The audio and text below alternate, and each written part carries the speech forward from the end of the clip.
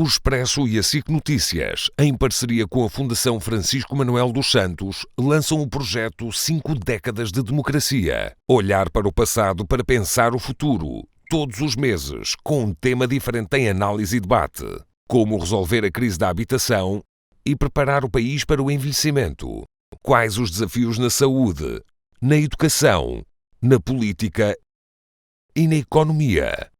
Que estratégias para as alterações climáticas, as migrações e o combate à pobreza? Para saber as respostas a estas e outras questões, acompanhe os debates na SIC Notícias e saiba mais sobre o projeto no Expresso. Boa noite, bem-vindo a mais um debate sobre as 5 décadas de democracia. Ao longo deste ano, a SIC Notícias, o Expresso e a Fundação Francisco Manuel dos Santos refletem sobre o que mudou nos últimos 50 anos e que lições devemos retirar para melhorar o futuro. Esta noite perguntamos aos nossos convidados como nos adequamos ao envelhecimento da população num país que é o quarto do mundo com maior percentagem de pessoas com mais de 65 anos. Estão hoje connosco a especialista em demografia e coordenadora da Unidade de Investigação Interdisciplinar Comunidades Envelhecidas Funcionais, Maria João Guardado Moreira, o professor da Universidade Nova, Pedro Pita Barros, o neurologista e professor de Medicina da Universidade de Lisboa, Joaquim Ferreira, e a médica especialista em cuidados paliativos, Isabel Galriça Neto.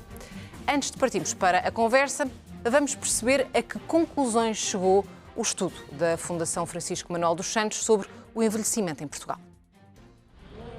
Se este país ainda não é para velhos, mais cedo do que tarde terá de ser, ou pelo menos terá de tentar e habituar-se a ser. Até porque se neste momento a população com 65 ou mais anos já representa quase um quarto do total, e isso significa a mesma percentagem de população entre os 0 e os 24 anos, a tendência é que esta balança continue um caminho de desequilíbrio. Nós só lá para a década de 2040 é que atingiremos, é que o crescimento da população com 65 e mais anos abrandará. Aquilo que nós precisamos cada vez mais é conseguir apostar num sistema de cuidados, num sistema de saúde, numa medicina preventiva que permita às pessoas que hoje têm 40, 50, 60 anos planearem cada vez melhor os anos em que possam vir a ter algum tipo de limitação ou de incapacidade. E por consequência mais apoio do Estado Social, que neste momento compara desafios com países como o Japão, a Itália ou a Finlândia. Portugal é o quarto país do mundo com maior percentagem de pessoas com 65 ou mais anos, um lugar que divide com a Grécia. Chegámos aqui porque, felizmente, a esperança de vida alongou-se. Também chegámos aqui porque temos tido uma progressiva redução do índice sintético de fecundidade. O que significa menos crianças a nascer. Um desafio que, diz este estudo da Fundação Francisco Manuel dos Santos, deve ser visto em duas frentes. As condições de vida levam-nos a pensar em ter filhos mais tarde e, ainda que agora tenhamos mais estudos e melhores condições de vida que nos anos 70 e 80, continuamos a ser um país de jovens imigrantes. Procuram melhores condições de vida, procuram melhores empregos, acaba por ter aqui um efeito, por um lado, de diminuir o número de pessoas em idade ativa e, como coincide com a idade fértil, o que acontece é também um efeito no número de nascimentos. A última vez que Portugal registou o número médio de 2,1 filhos por mulher foi em 1982. Desde então que a população continua a envelhecer e os últimos censos revelam que começa agora a diminuir. Por isso, este estudo indica que é necessário olhar para os imigrantes que chegam a Portugal como um fator importante para a renovação de gerações. Um papel absolutamente fundamental. Nos últimos anos, os nascimentos de mães estrangeiras andam sempre acima dos 10%. Portanto, há um contributo destas mulheres que escolhem Portugal, ainda que temporariamente, muitas vezes, para residir, que é um contributo que importaria conseguirmos reter. Mas, para isso, será necessário repensar salários, habitação, educação e, claro, acesso a cuidados de saúde, fator fundamental quando o tema é o envelhecimento da população. É preciso nós, serviços, nós, Estado, nós, instituições, nós todos, repensarmos como é que isto pode ser feito e o custo que isto tem. Mas se calhar é mais barato do que ficar tudo institucionalizado. Isto não se pode transformar num grande lar coletivo, não é? Eu acho que este país ainda será para velhos. Haja Estado e trabalho da comunidade que permita a concretização deste futuro tão presente. Partimos agora para a análise com os nossos convidados. Muito boa noite aos quatro. Mais uma vez, muito obrigada por estarem connosco. Maria João, vou começar por si. Apesar da pergunta ser semelhante para todos, os números de facto que acabámos de rever nesta peça são inquietantes, mas assumindo que o envelhecimento é uma característica intrínseca do nosso país e não propriamente uma fatalidade, que respostas são necessárias para, no fundo, que possamos envelhecer com qualidade? Boa noite. Em primeiro lugar, eu acho que não é uma fatalidade, não é? Eu acho que, pelo contrário, é o resultado da modernização da sociedade portuguesa e da melhoria das condições de vida da sociedade portuguesa. Condições. Eu acho que, fundamentalmente, a sociedade tem que se assumir como uma sociedade para todas as idades, onde as pessoas mais velhas têm um papel fundamental. Enquanto não percebermos que as pessoas mais velhas têm efetivamente ainda muito para dar, é um capital humano que frequentemente não é suficientemente reconhecido e utilizado no bom sentido da palavra, nomeadamente em termos da participação social, que é um dos aspectos em que Portugal normalmente aparece em níveis muito abaixo das médias europeias, e estou a referir-me, por exemplo, ao índice de envelhecimento ativo da União, da OMS. Essa é uma questão fundamental, que é termos espaço para as pessoas poderem continuar a participar na sociedade. Porque a sua participação, naturalmente, que lhe vai dar maior qualidade de vida e vai dar, por outro lado, um reconhecimento, combatendo um outro aspecto que me parece que embora se fale muito, há ainda, ou pelo menos não se tem feito muito, que é a questão do idadismo. Ou seja, há, na verdade, em toda a sociedade portuguesa, de forma transversal, idadismo, portanto, discriminação das pessoas mais velhas pela idade, que passa, por exemplo, em coisas tão aparentemente simples como numa sociedade cada vez mais digitalizada, que obviamente reconhecemos que assim deve ser, mas não podemos esquecer que neste momento nós temos cerca de 55% das pessoas com mais de 65 anos que têm como escolaridade máxima o primeiro ciclo de educação básica, ou seja, a antiga quarta classe. E, portanto, essas pessoas, na sua generalidade, não têm literacia digital e, portanto, isso significa que, à partida, estão discriminadas num conjunto de muitas coisas. E, portanto, há que aqui pensar a sociedade não como fatias, se quiser, em que muitas vezes nós metemos as pessoas ou encaixamos as pessoas de acordo com as suas profissões, com o sítio onde vivem, mas pensar efetivamente numa sociedade em que as pessoas mais velhas, independentemente do sítio onde vivem, da sua escolaridade e dos seus rendimentos, e esta é outra questão, chave quando falamos de pessoas mais velhas, têm os mesmos direitos no acesso, por exemplo, aos serviços de saúde, que é outro dos aspectos que normalmente é um ponto crítico quando falamos de envelhecimento e quando perguntamos às pessoas mais velhas onde é que elas querem envelhecer. E a questão da saúde vem normalmente em primeiro lugar para as pessoas escolherem o sítio onde querem envelhecer. Que é um direito que devia ser intrínseco. Exatamente. Pedro Pita Barros, a pergunta no fundo é a mesma. Envelhecer com qualidade em Portugal é possível? Boa noite. É possível, é desejável, temos é que construir com calma e sem as emergências do dia-a-dia a determinar muitas vezes as decisões que são tomadas. Se nós olharmos com cuidado e pensarmos nestes movimentos demográficos de envelhecimento da população, é algo que nós sabemos que já estava aqui há décadas, já se via que ia acontecer, vai estar ainda durante mais algum tempo, portanto temos tempo a pensar como devemos fazer.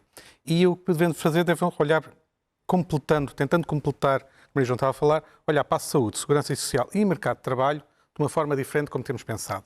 Tudo está pensado para uma vida ativa que vai decorrer dos 20 e poucos anos, quando a pessoa acaba a formação, até aos 65, 66 de idade da reforma. Se calhar neste momento é preciso uma flexibilidade maior de entrada e saída no mercado de trabalho a partir destas idades, que vai ter que ligar à segurança social, que permita de uma forma diferente e de ser articulado, que vai ter que ligar-se com a saúde também de uma forma diferente.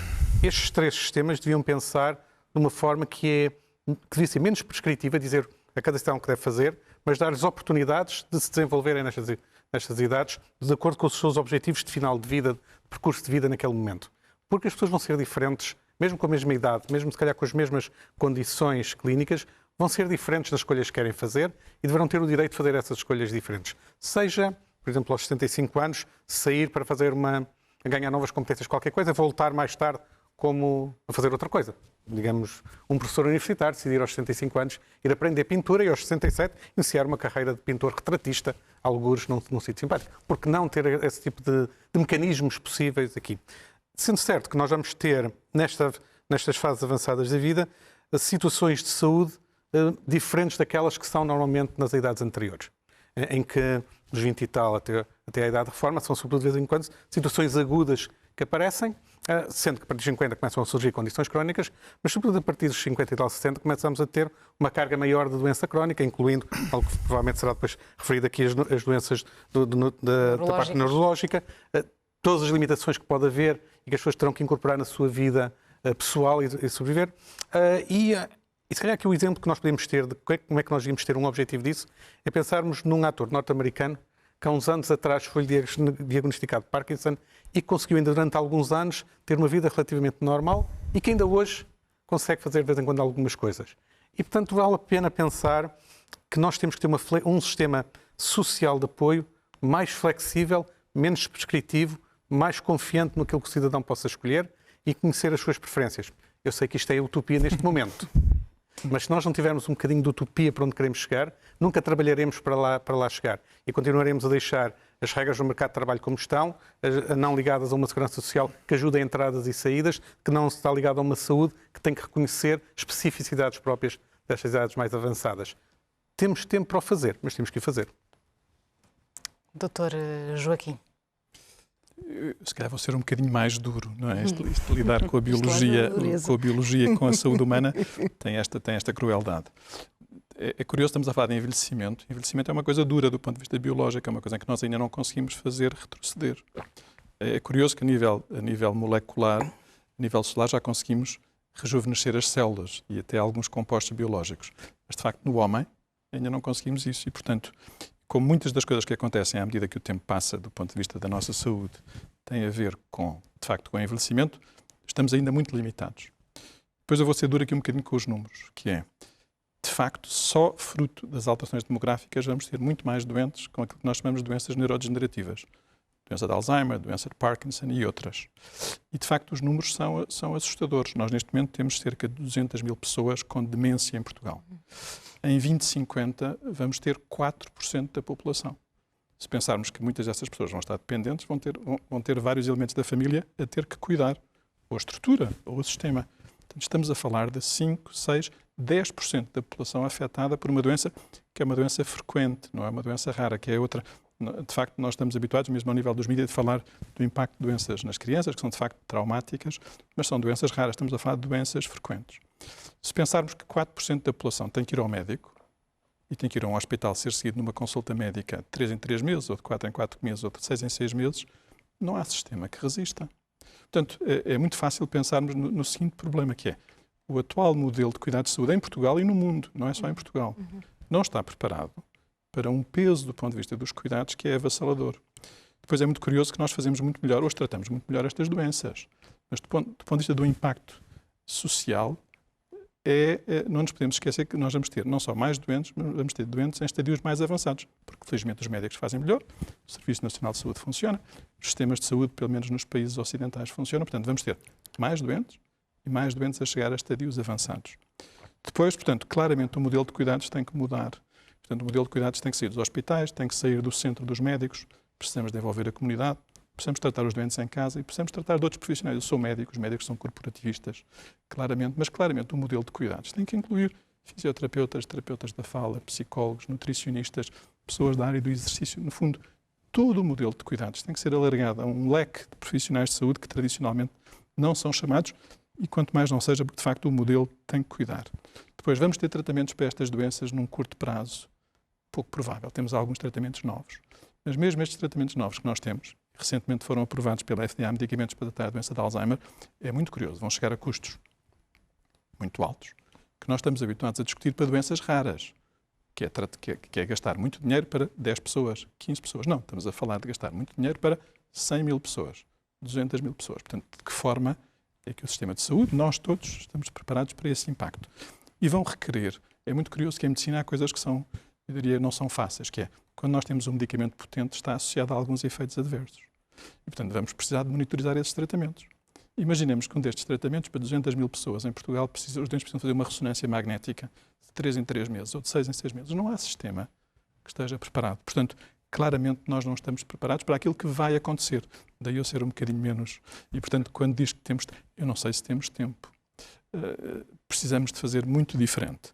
E depois, o aspecto positivo é que alguns destes fatores previnem-se, que é uma coisa que habitualmente os médicos também não estão habituados a dizer. Nós falamos de doenças neurodegenerativas como se isto fosse uma inevitabilidade. Mas aí já nos está a dar alguma esperança, já está a falar, sim, de certa forma, que é para uma espécie de convidar, não é? Que é para eu voltar um adiamento do envelhecimento. Que é isto, é assim, é difícil, vamos ter uma avalanche de doentes, vamos ter muitos doentes a ficar muito incapacitados e a precisar de que todos nós cuidemos deles, nós próprios vamos ficar doentes e vamos chegar a estas fases da vida e, de facto, há muitos fatores que são preveníveis e nós também não estamos a investir aí. Portanto, claramente falta definir o novo modelo de cuidados para doentes, que vão ser muito mais. Falta fazer aquilo que podemos fazer para prevenir os fatores de risco, para que os números não sejam tão assustadores. E, de facto, a biologia do envelhecimento é difícil e, portanto, temos mesmo que mexer nestes outros fatores, senão não vamos ser capazes de lidar com este peso. Doutora Isabel, como é que nos podemos, no fundo, preparar para o envelhecimento e para as condicionantes associadas que são inevitáveis? Ora bem, pegando com a vantagem de estar a falar depois destes meus estimados colegas de painel, dizer que partilhando daquilo que pode ser a visão positiva de uma utopia para onde queremos caminhar, eu estou aqui com o professor Joaquim relativamente à fase mais, eu diria mais do que dura, realista, de que esta cambiante do envelhecimento existe, é uma inevitabilidade. Não creio que seja um problema, é uma conquista.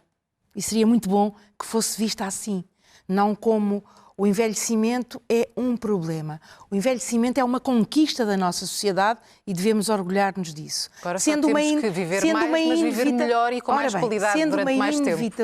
Sendo uma inevitabilidade, não podemos fazer de uma forma que é muito portuguesa, que é como a avestruz, que é meter a cabeça debaixo da areia e dizer isto é inevitável, vai-me acontecer, então o que é que interessa?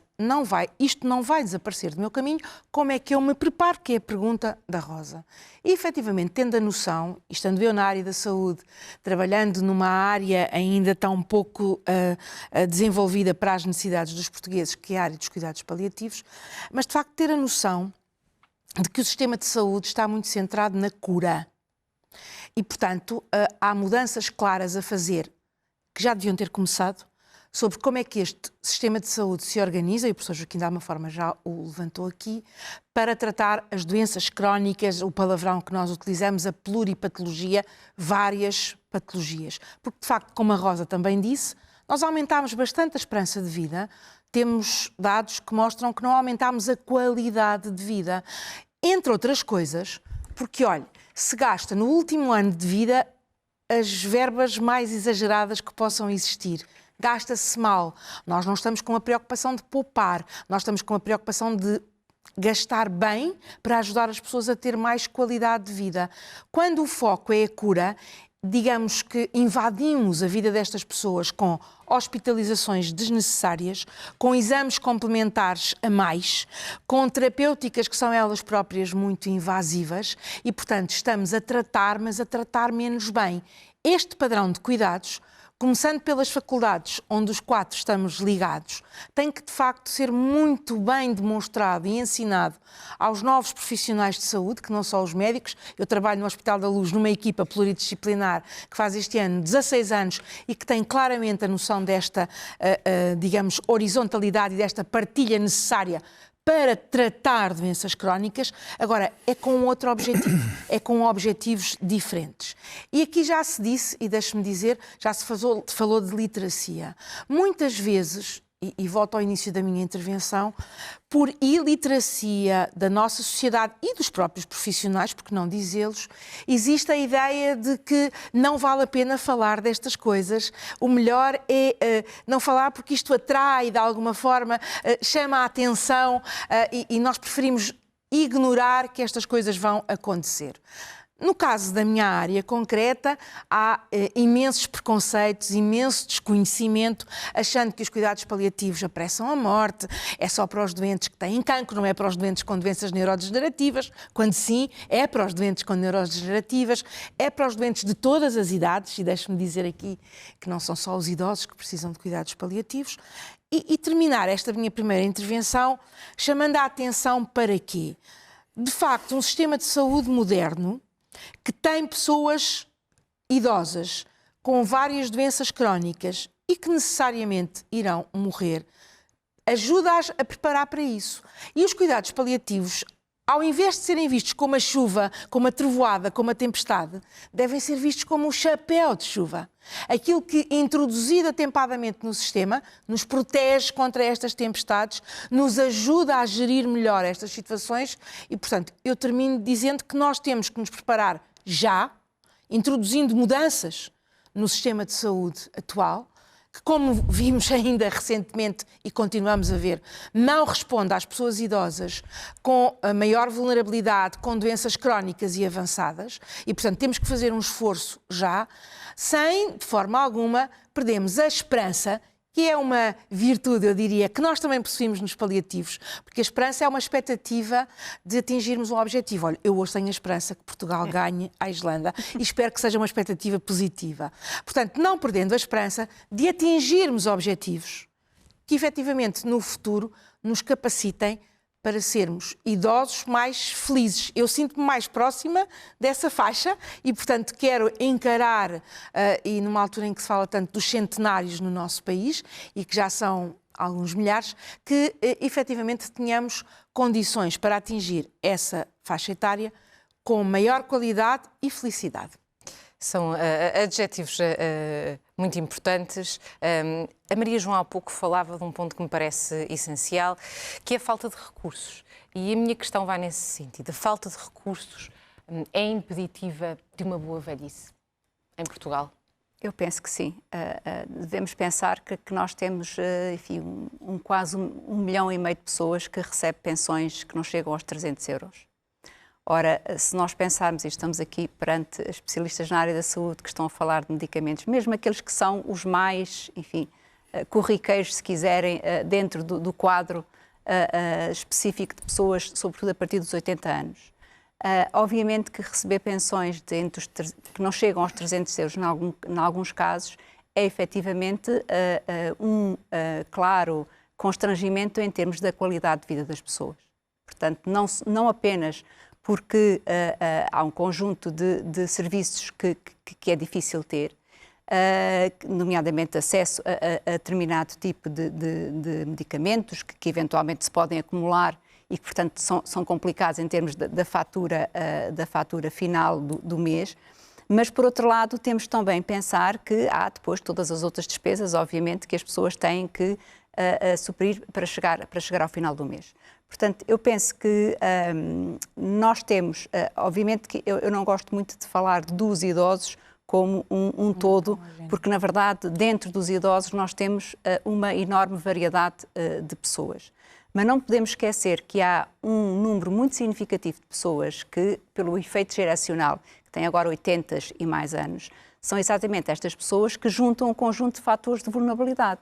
Para além da questão do rendimento, portanto a grande maioria destas pessoas vive da reforma, não é? De reformas baixas e que, portanto, isto é uma história e que tem muito a ver pelo facto das pessoas terem passado grande parte da sua vida ativa, ou se não toda, antes de haver, enfim, descontos, antes de haver segurança social e, portanto, obviamente que isso acabou por ter reflexos nestas pensões muito baixas. Mas a juntar a isto não podemos esquecer também o facto de termos pessoas com baixa escolaridade e, portanto, estes dois aspectos, baixa escolaridade e baixos rendimentos, são claramente fatores de vulnerabilidade. Se associarmos a isto a eventualidade do sítio onde as pessoas vivem, do contexto onde as pessoas envelhecem, não é a mesma coisa envelhecer no meio rural ou no meio urbano. E mesmo no meio urbano, teremos que distinguir eventualmente meios urbanos médios de meios urbanos metropolitanos. E não estou com isto a dizer que é melhor envelhecer no meio rural ou no meio urbano, ou que, enfim, o que temos são problemas diferentes. E, efetivamente, o envelhecimento, quando é um envelhecimento, quer em meio rural, quer em meio urbano, em que os rendimentos são baixos, obviamente que, em termos de qualidade de vida, isso será sempre um fator de constrangimento. Não é por acaso que é um dos aspectos que é tido como estando ou contribuindo negativo ou positivamente para o envelhecimento ativo. E, portanto, eu acho que é extremamente importante, quando nós falamos de envelhecimento, partir do conhecimento de onde as pessoas vivem, ou seja, dos seus contextos de envelhecimento, em termos dos sítios, dos recursos que os territórios têm para apoiar as pessoas mais velhas, seja recursos de saúde, seja recursos sociais, e depois ter em conta as suas próprias características individuais, nomeadamente em termos de rendimento, em termos de escolaridade e em termos de género. Não é a mesma coisa envelhecer homem e envelhecer mulher. E no caso das mulheres há ainda, às vezes, fatores acrescidos de vulnerabilidade. Pensemos que são as mulheres que, apesar de terem uma esperança de vida mais elevada, têm uma esperança de vida com saúde mais baixa do que os homens. E, por outro lado, em termos europeus, a esperança de vida com saúde em Portugal tem efetivamente valores baixos para os quais é preciso olhar, é preciso interrogar-nos porque é que isso acontece e mais porque é que não tem aumentado nos últimos anos. A Maria João conhece particularmente bem a realidade de Castelo Branco, tanto quanto julgo saber, em que quase 29% da população tem mais de 65 anos. Que boas práticas é que são seguidas? Pode dar-nos alguns bons exemplos? Neste momento, felizmente, nas regiões do interior, portanto, Castelo Branco é uma região do interior e partilha com outras regiões de baixa densidade as condições de envelhecimento. Neste momento, o que me parece que é importante destacar é, sobretudo a nível local, o trabalho que muitas associações, mas também autarquias, têm feito na diversidade de programas de apoio, seja por exemplo, estava-me aqui a lembrar de dois muito bons exemplos na área da cultura, que são as bibliotecas móveis, como a Fundação Carlos Gulbenkian tinha há muitos anos, mas que agora levam para as populações, para além dos livros, levam a internet, por exemplo, ou levam também, por exemplo, equipas das juntas de freguesia que ajudam as pessoas nas coisas, enfim, burocráticas do seu dia-a-dia. Portanto, boas práticas começa a haver. O que é que eu acho que falta? Muitas vezes falta articulação. Ou seja, as boas práticas vão existindo e vão claramente disseminando-se pelo território.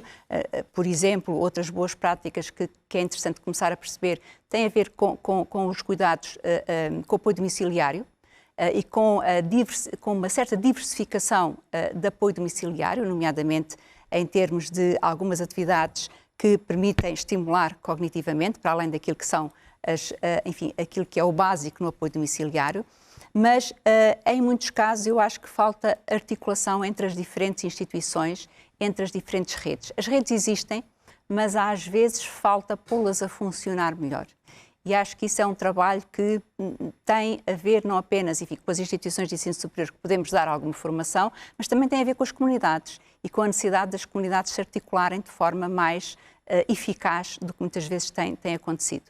Com o Pedro Pita Bastos, queria centrar mais a discussão no Serviço Nacional de Saúde, que é algo que conhece particularmente bem.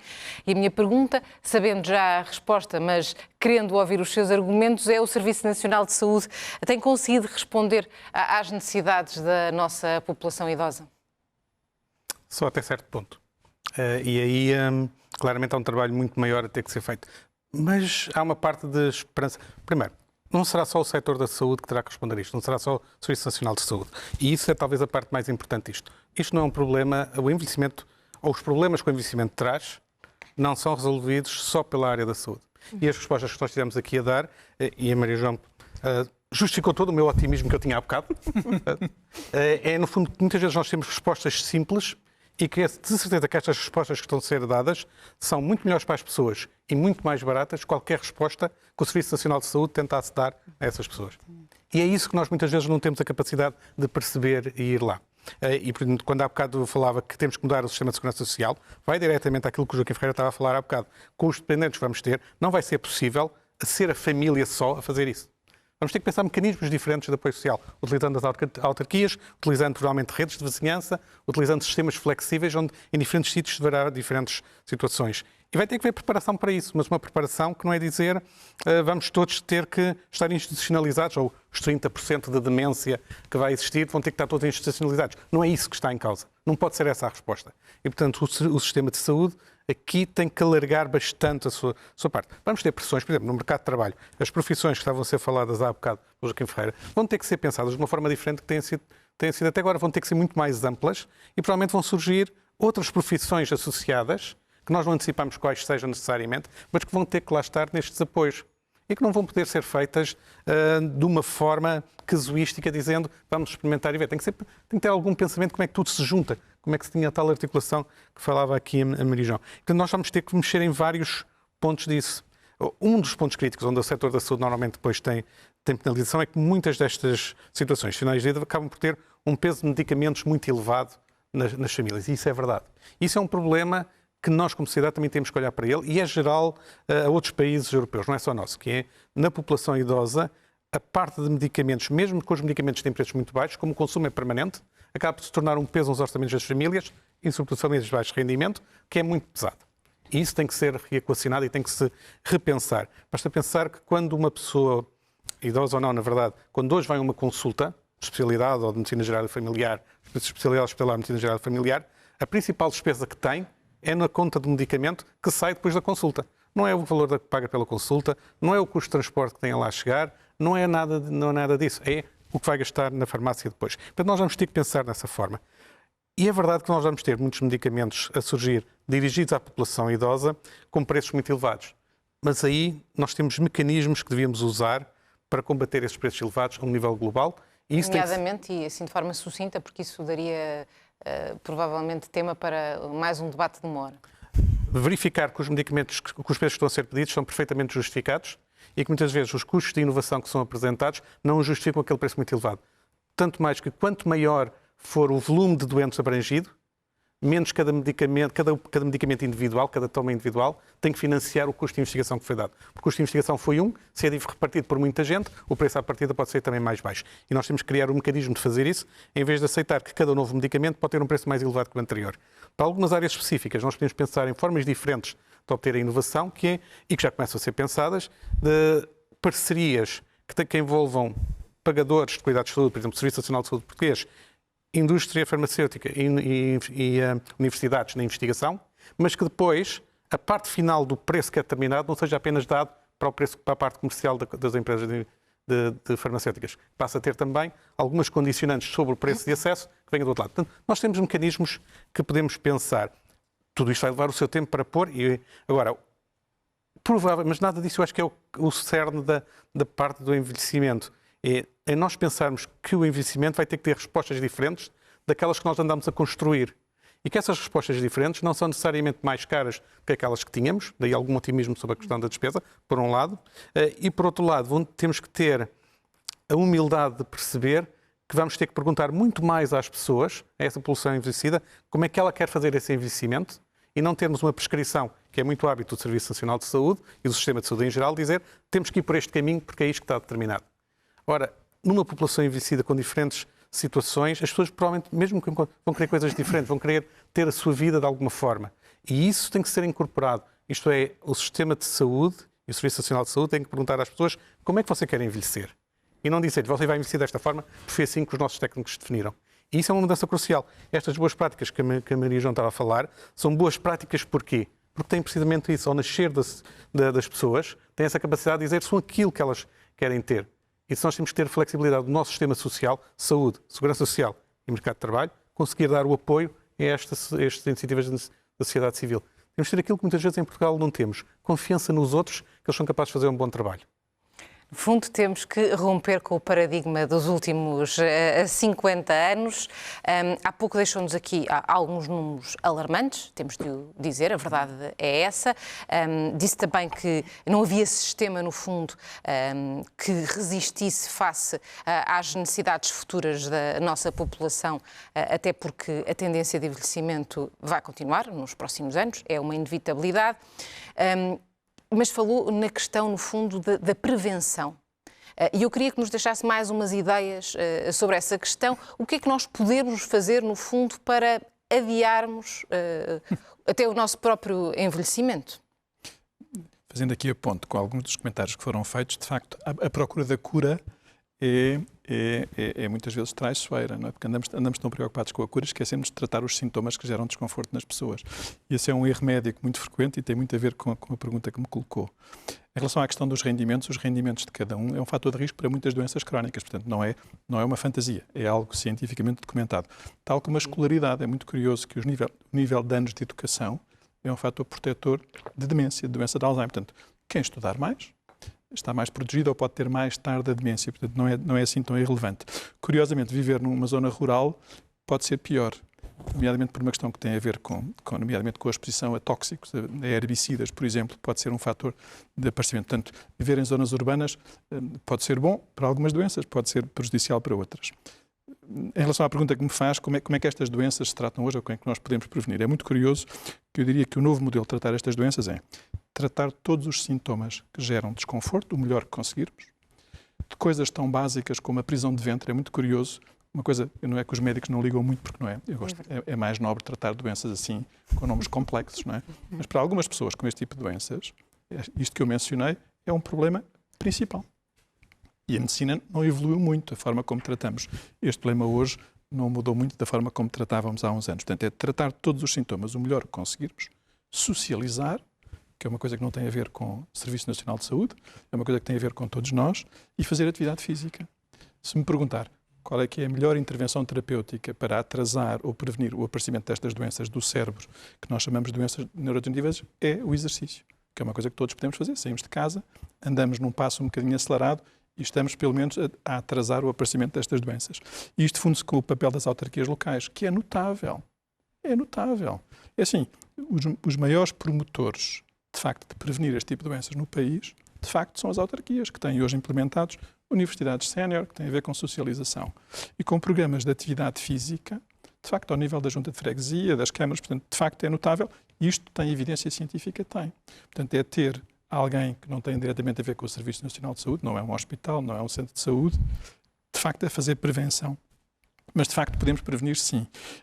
Digamos que os órgãos do corpo que estão mais ligados a esta prevenção, que em benefício dos cardiologistas, são as doenças cardiovasculares. Ou seja, quais é que são os fatores que nós mais podemos, de alguma forma, intervir, que previnem o aparecimento destas doenças do cérebro? Infelizmente, não é diretamente no cérebro, é através do coração e dos vasos. Portanto, é a hipertensão, é a diabetes, é a obesidade. No fundo, são fatores, digamos, de doenças sistémicas que não têm diretamente a ver, neste caso, com o órgão-alvo, como é o cérebro. E são fatores preveníveis. Vou dar um exemplo muito simples. A hipoacúsia, a diminuição da audição, é um fator de risco para a demência. E é uma coisa que todos desvalorizamos. Todos, nós, individualmente, as famílias. Portanto, eu estou aqui a dizer num órgão com grande impacto, quer dizer que a diminuição da audição é um fator de risco cientificamente documentado para, mais tarde, um de nós vir a ter demência. É assim, obviamente, não é por corrigirmos a audição que eu tenho a certeza absoluta que não vou ter doença de Alzheimer. Mas se o fizermos de uma forma global, seguramente estamos a prevenir incapacidade a muitas pessoas, estamos a prevenir, no fundo, problemas. E depois há coisas muito engraçadas que são comportamentos nós humanos, mesmo dos médicos. Nós desvalorizamos o esquecimento. Se eu for, se calhar, um médico de família, não é? Como cidadão comum, se eu tiver 70 anos ou 65 anos, se eu disser que estou um bocadinho esquecido, e os meus doentes. Isso acontece, e todos sabemos que isso acontece, é uma queixa desvalorizada. Porquê? Porque é associada ao envelhecimento e é encarada como uma inevitabilidade. Não é uma inevitabilidade todos ficarmos dementes. Não é uma inevitabilidade todos ficarmos com doença de Alzheimer. Portanto, é algo que os médicos, e aqui faço uma autocrítica aos médicos, portanto, à minha classe, que de facto nós próprios, não é, que devíamos ser promotores de literacia numa área crítica, somos os primeiros a desvalorizar algo que hoje sabemos que é fundamental. Esta pressão subjetiva, não é, de que eu estou esquecido, é uma coisa irrelevante? Não. é um fator de risco. Portanto, alguém que acha que está mais esquecido tem uma probabilidade maior do que alguém que acha que tem uma memória normal, com 60 anos ou 65 anos, de vir a desenvolver uma demência. Portanto, não é algo desvalorizável. Portanto, perguntando-me, sim, podemos tratar os esquecimentos precocemente, podemos investigar, podemos tratar a diminuição da audição, podemos tratar um conjunto de fatores médicos que hoje sabemos que são fatores de risco para que mais tarde venhamos a ter doenças mais graves, mais incapacitantes e todo este peso do ponto de vista de cuidados que estamos aqui a discutir. No fundo, temos que nos educar todos para o envelhecimento. A doutora Isabel, há pouco falou na necessidade da mudança do sistema atual. Eu pedia que concretizasse, no fundo, um bocadinho esta ideia, uma vez que o sistema atual não responde a todos, sobretudo àqueles que têm menos recursos. Bom, em relação a isso, e eu vou tentar fazer aqui uma síntese, que é responder ao que a Rosa me colocou, e muito bem, e ir buscar alguns comentários. Sobre a questão da mudança, e eu não esqueço que o painel é sobre envelhecimento, já aqui foi dito que as questões da saúde são centrais para as pessoas idosas, sendo que o grau de patologias, o grau de dependência não é igual para toda a gente, nem toda a gente tem que ter um panorama de múltiplas doenças, de maior limitação. O certo é que, em termos de mudanças, de facto, nós temos aqui questões factuais que eu diria que são as tais inevitabilidades. O aumento das doenças crónicas, a pluripatologia. Estas pessoas frequentam o sistema de saúde, um sistema de saúde que está essencialmente baseado nos hospitais. Nós devemos ter muito mais respostas na comunidade, nomeadamente clínicas, e a saúde tem que apostar e investir em respostas clínicas no âmbito, eu diria, domiciliário comunitário. Outra coisa para já, ou que era para ontem, estou a dizer isto tendo à minha direita um professor de farmacologia, é conhecida a entidade do saco dos medicamentos. Há aqui uma questão que se chama desprescrição e conciliação terapêutica, que tem que ser ensinada para que pessoas com pluripatologia, e nomeadamente em fim de vida, que nós chamamos os últimos 12 meses de vida,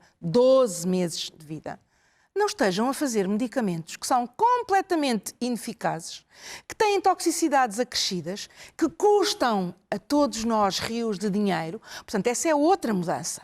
É ensinar os clínicos e preparar a sociedade para que, efetivamente, há outros padrões de cuidados, com menos exames, como eu disse há bocadinho, mais centrados, como o professor Joaquim aqui disse, no controle sintomático, que é tantas vezes esquecido. Nos cuidados paliativos, o nosso móvel é a intervenção no sofrimento global. Não há intervenção no sofrimento sem termos os sintomas bem controlados. E isso, frequentemente, debaixo daquele modelo do cuidado de agudos, isso é negligenciado. Para os crónicos não pode ser negligenciado de forma alguma. Mas eu falaria de mais mudanças, Rosa. Diria que, de facto, um sistema de saúde moderno tem que dar resposta aos que cura e aos que não cura. Aos doentes crónicos que podem viver muitos anos com doença crónica ou àqueles que estão no fim da sua vida, últimos 12 meses de vida. Nós não temos resposta de cuidados paliativos para milhares de portugueses. Isso seria mais eficiente, gastava-se bem e melhor. E menos. Portanto, em termos de mudanças, de facto, nós temos muita gente a receber cuidados debaixo de um paradigma de agudos, alta intensidade de exames, alta intensidade de tratamentos dirigidos a uma cura que não vai existir. E, portanto, com isso gasta-se muito. Já eu disse há pouco na minha primeira intervenção que temos evidência de que assim é. Eu não queria deixar de falar deste assunto que o professor Pedro, de alguma forma, já falou. E que a professora Maria João também, que é a questão do ponto de vista de intervenção do próprio. Se nós estamos a falar de uma inevitabilidade para perdas que se vão instalar progressivamente, oxalá sejam mais tardiamente, que as pessoas tenham um pensamento sobre quais são as suas linhas vermelhas em termos de tratamentos, como querem ser tratadas, que tratamentos querem receber, onde. Eu vou-lhe dar um exemplo. As pessoas, aí em termos de inquéritos, responder-nos-ão que querem estar os seus últimos tempos de vida em casa. O que é que nós assistimos depois? Isso não é viável. Porque falham os recursos humanos, falham os apoios aos cuidadores, que são dezenas de milhares em Portugal e estão tão desapoiados, estão tão desapoiados. E, portanto, falha. O Estado tem falhado sistematicamente a estas pessoas. E, portanto, é bom que se lembre que não são apenas os 30 e tal mil portugueses que têm testamento vital que podem e devem ativamente participar na forma como querem ser tratados. E se os meus colegas médicos não lhes perguntam, eles têm a obrigação de pensar sobre o assunto. Mais uma vez, não porque não é bom fazer como a avestruz. Nós desejamos que não aconteça, oxalá não aconteça, mas numa probabilidade de acontecer, como é que eu discuto com os meus médicos assistentes aquilo que eu pretendo de cuidados para mim? Aquilo que faz sentido, aquilo que traz benefício, que é isso que nós estamos obrigados. Não estamos obrigados a encurtar a vida de ninguém, como não estamos obrigados a prolongá-la. Estamos obrigados a tratar com a maior dignidade, promovendo a maior autonomia, promovendo a participação das pessoas. Isto chama-se discussão antecipada de planos. É uma das áreas em que, em Portugal, estamos, face à Europa, profundamente atrasados. E os cidadãos têm a oportunidade de participar ativamente, devem discutir aquilo que faz parte das suas prioridades. Até porque todos nós queremos ter uma reforma saudável e um inevitável envelhecimento também o mais saudável possível. Resta-me agradecer aos 4, foi um gosto. Infelizmente teríamos tempo para muito mais, mas chegámos ao fim deste debate. Obrigada a si que esteve desse lado. Até uma próxima oportunidade.